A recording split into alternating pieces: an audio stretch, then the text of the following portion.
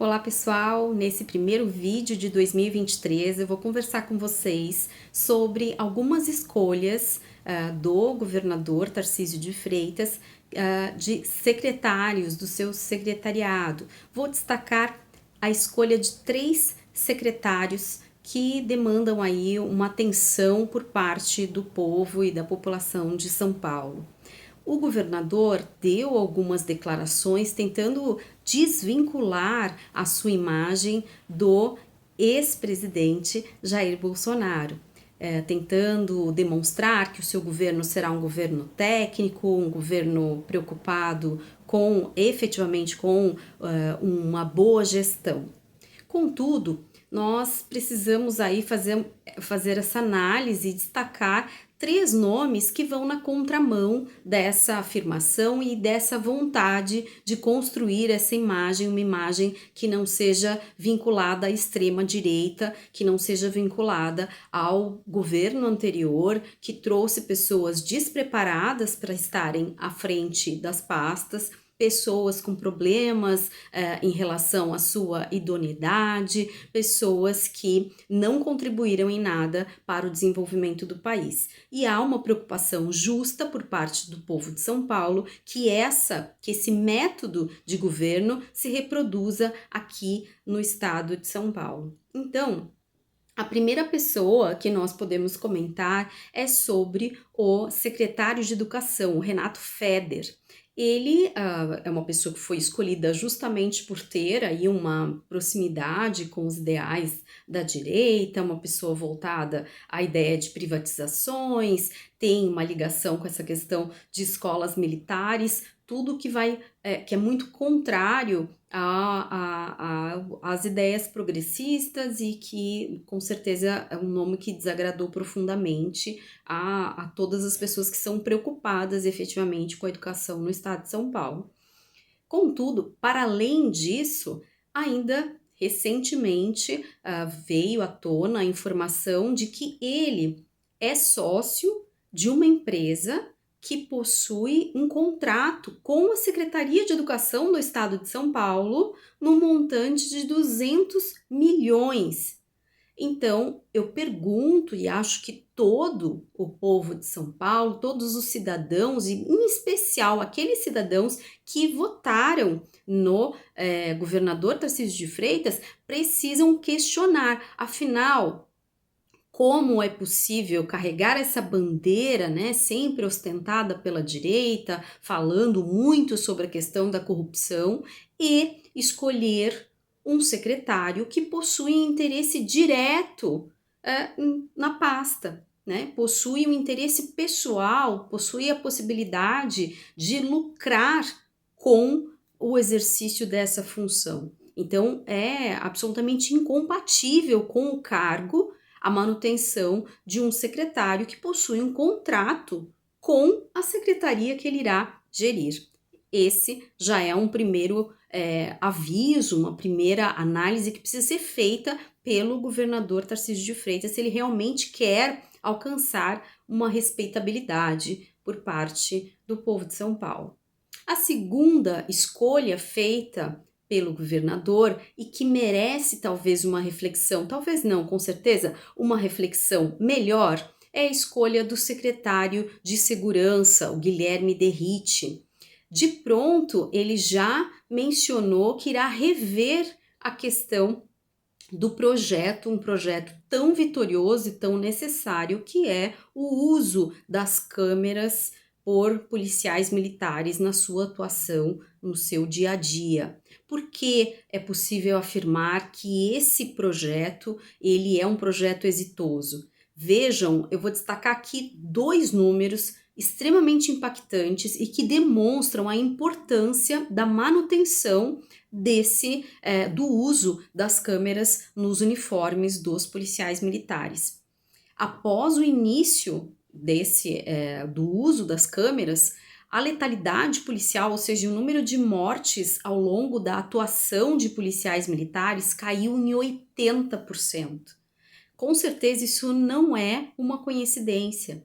Esse número demonstra que, ao longo da sua atuação, muitas mortes poderiam ser evitadas. E a gente precisa lembrar que a polícia não está na rua aí com a função de exterminar quem quer que seja. A polícia tem uma função específica que é a manutenção aí da paz em sociedade, mas isso não implica em aplicar de pronto uma pena de morte às pessoas as quais eles considerem que possam ser pessoas culpadas. É preciso observar o devido processo legal, se uma pessoa cometeu um crime, está em ato, ainda que seja em flagrante, essa pessoa precisa ser presa e precisa ser processada. Então, esse número demonstra que o número de mortes era muito superior ao número que de fato se faria necessário em um caso extremo aí em que a vida do policial ou de alguma vítima pudesse estar em risco e que justificasse então aí uma atuação pautada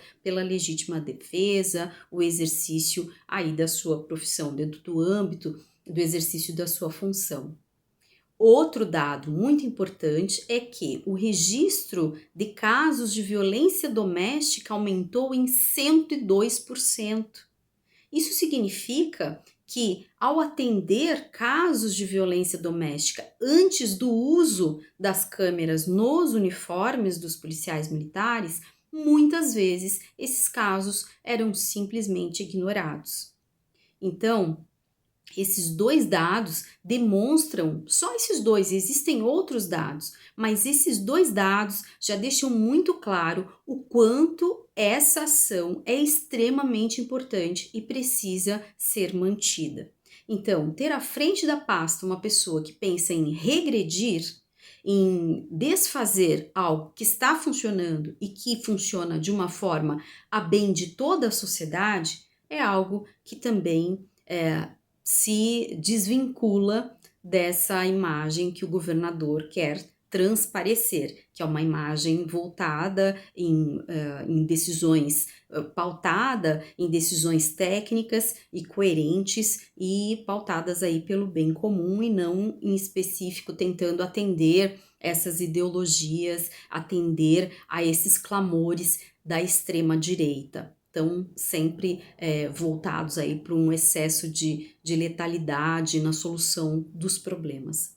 Então, essa segunda pessoa também precisa ser repensada. Por fim, aí acredito que das três situações, a mais grave é a escolha da secretária das mulheres. A escolha foi feita, o governador optou por nomear Sonaíra Fernandes, que é uma pessoa que ao longo da sua vida política já fez diversas afirmações extremamente machistas, extremamente misóginas, uma pessoa que não tem o conhecimento elementar em relação ao direito das mulheres. Uma pessoa que afirmou que o feminismo se iguala ao genocídio, que o feminismo mata, dentre outros absurdos propalados por essa deputada.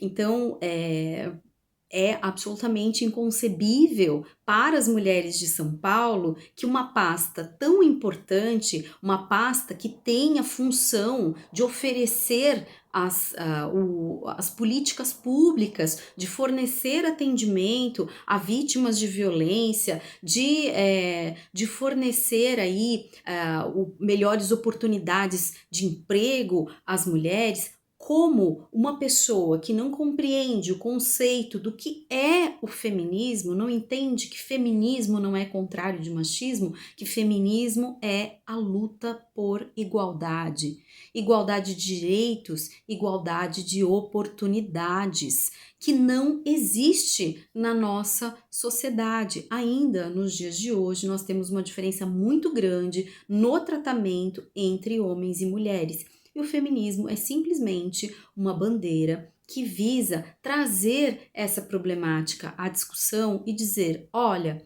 vejam aqui o mercado de trabalho, vejam quantos CEOs homens nós temos, quantas mulheres, por que temos poucas mulheres? Porque existem poucas oportunidades em razão do machismo estrutural. Se uma secretária das mulheres ela não consegue ter essa sensibilidade, se ela não tem esse conhecimento elementar, ela não traz em si as condições básicas para poder exercer essa função. Então, alguém que remonte ali todas aquelas falas extremamente retrógradas próprias da ministra Damares, por exemplo, é uma pessoa que não tem nada a oferecer de bom para as mulheres do estado de São Paulo. E aí a pergunta que fica ao governador Tarcísio de Freitas é se ele só quer fazer um discurso se desvinculando da gestão, do modus operandi do bolsonarismo, que era focado em atender esses apelos extremistas e totalmente aí divorciado de qualquer competência técnica, a escolha do seu staff, dos ministérios, ele não foi pautado em nenhum momento por competência técnica. Então, a pergunta que fica é: se o governador ele quer efetivamente construir essa imagem, ele tem que repensar essas 3 nomeações, em especial e de forma mais grave e urgente em relação à Secretaria das Mulheres. Porque ou ele realmente se preocupa em escolher pessoas capacitadas para o cargo, ou ele escolhe uma pessoa que na sua fala, na sua conduta, na sua forma de ver o mundo, ela depõe contra aquilo que ela então precisa proteger como secretária das Mulheres do Estado de São Paulo. Então fica aqui essa primeira reflexão, em especial focando nas secretarias escolhidas aí pelo governador Tarcísio de Freitas. Muito obrigada, até uma próxima.